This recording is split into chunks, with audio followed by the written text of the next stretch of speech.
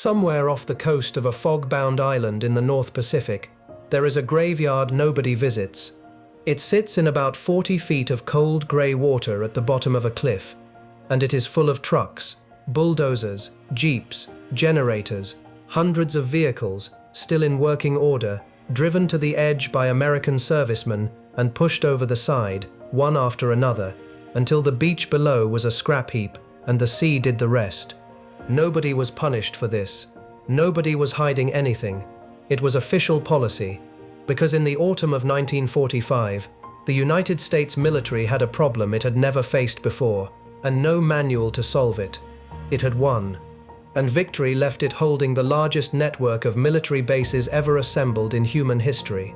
More than 500 installations, scattered across 60 island groups, stretching from the frozen volcanic rock of the Aleutians to the coral atolls of Micronesia, airfields hacked out of New Guinea jungle, deep water anchorages blasted into the Philippines, entire cities of steel and concrete built on islands that, 4 years earlier, had grown nothing but sugarcane and coconuts.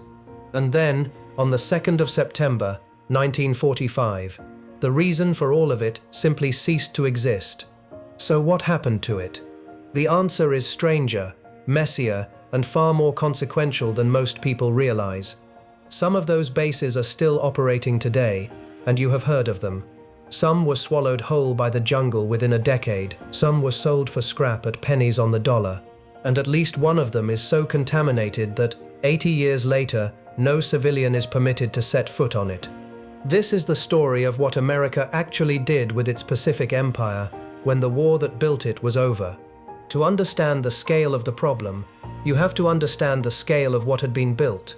Between 1942 and 1945, American engineers and construction battalions transformed the Pacific at a speed that has never been repeated. Small farming islands became industrial war machines in a matter of months. Take Tinian. Before the war, it was a quiet island of sugar plantations, roughly the size of San Francisco. By 1945, its northern plateau had been flattened into North Field, an airbase with 4 parallel runways running side by side across the island. At its peak, it is often described as the busiest airfield on the planet. Bombers took off from Tinian in streams, one every 45 seconds, and it was from those runways that the B-29 Superfortress raids were launched that ended the war. Guam was reshaped just as completely.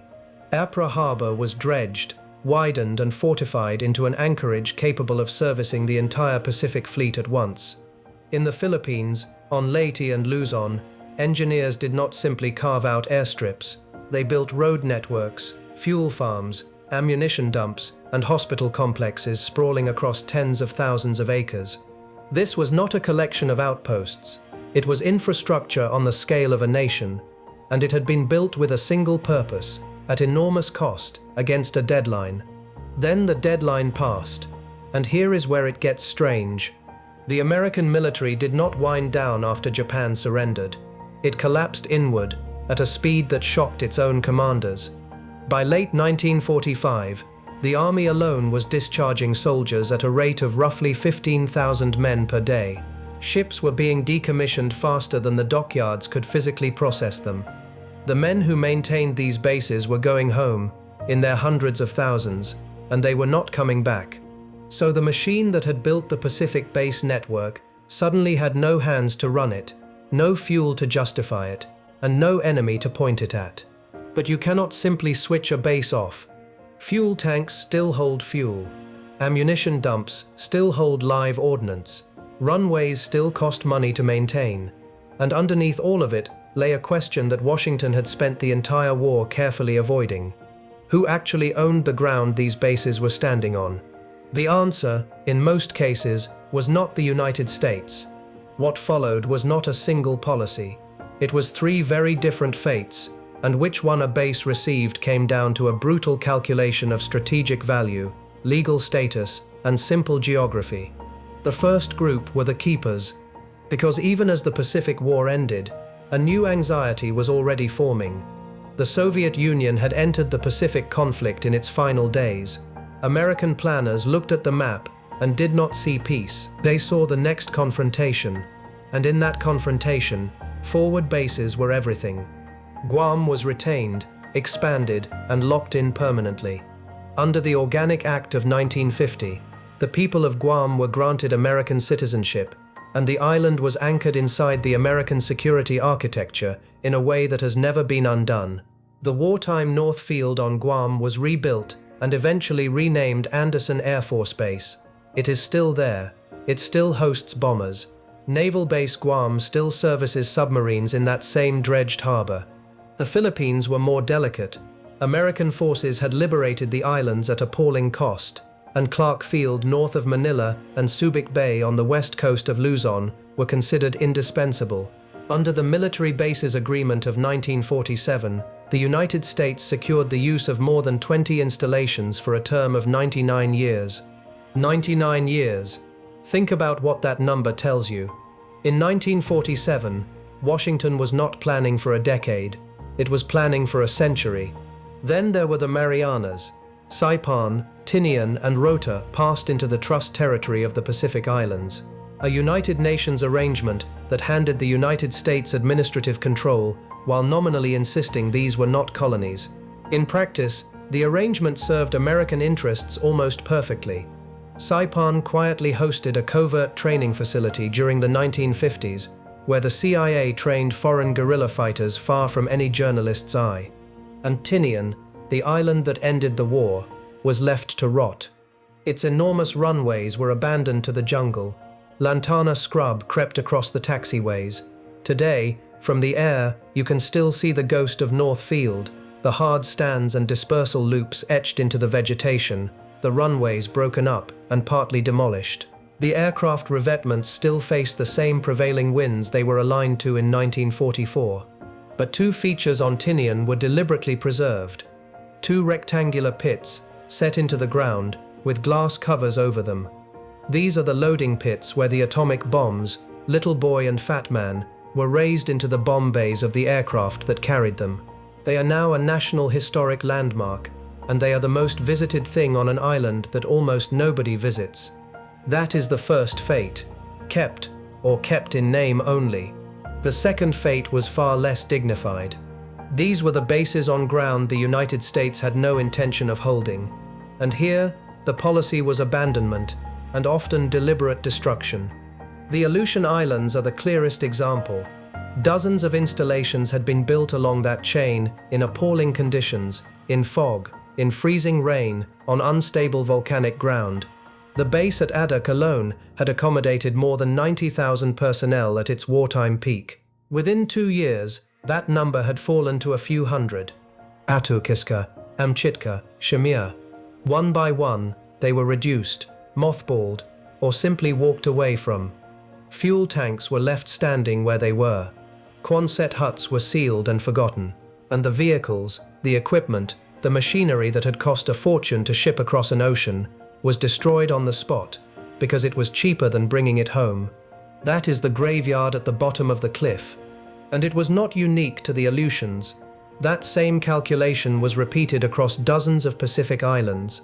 The War Assets Administration, created in 1946 to dispose of surplus government property, was overwhelmed almost immediately. Jeeps, bulldozers, aircraft, weapons, ammunition, uniforms, medical equipment, food, all of it had to be assessed, catalogued, sold if anyone would buy it, given away if not, and destroyed if there was no other option. On Saipan and Guam alone, an estimated 100,000 tons of surplus equipment was eventually sold to local contractors as scrap metal, for a tiny fraction of what it had cost the American taxpayer. And the ammunition that could not be safely moved, it was detonated in place. On some islands, you can still see the craters, which brings us to the part of this story that does not appear in the official histories, because when the Americans left, they did not leave nothing behind. They left chemistry. Fuel contamination from ruptured and abandoned storage tanks has been documented across at least a dozen island groups. On Adak, a remediation program beginning in the 1990s ran for years and cost the United States Navy tens of millions of dollars, cleaning up petroleum hydrocarbons and industrial contaminants that had been quietly soaking into the ground for half a century. And then there is Johnston Atoll, a tiny speck of land, roughly 700 miles from Hawaii. It began as a wartime airbase. After the war, it became a storage site. In the 1950s and 60s, it was used for high-altitude nuclear testing, including at least one launch failure that scattered plutonium across the island. Later, it became the site where the United States incinerated a substantial portion of its chemical weapons stockpile. Johnston Atoll is now a wildlife refuge, and it is closed. No tourists, no casual visitors. Access is tightly restricted, decades after the last serviceman left, because the layered legacy of what was done there is not something you can simply rake over. The concrete was never the whole story. The concrete was the easy part. Now, the third fate. And this is the one that still shapes the news today. These were the bases that ended up inside countries that became independent, or allied, or both. And their story did not end in 1945. It ended, in some cases, within living memory. Return to the Philippines. Clark Field and Subic Bay did not last 99 years. They lasted about 45. Entire local economies had grown up around them, utterly dependent on American military spending. Together, the two bases had hosted an American community numbering in the tens of thousands. And then, in June 1991, Mount Pinatubo erupted, burying Clark Air Base under volcanic ash. Around the same time, the Philippine Senate declined to renew the basing agreement. Filipino nationalism and a volcano arrived at the same conclusion in the same year. The Americans left. Clark became Clark International Airport. Subic Bay, with its vast dry docks and warehouses, became a commercial freeport zone. Both transitions took decades, and both inherited serious environmental problems from fuel storage and industrial activity that had never been fully cleaned up. And then there is Okinawa. The Ryukyu Islands remained under direct American administration until 1972, 27 years after the war ended.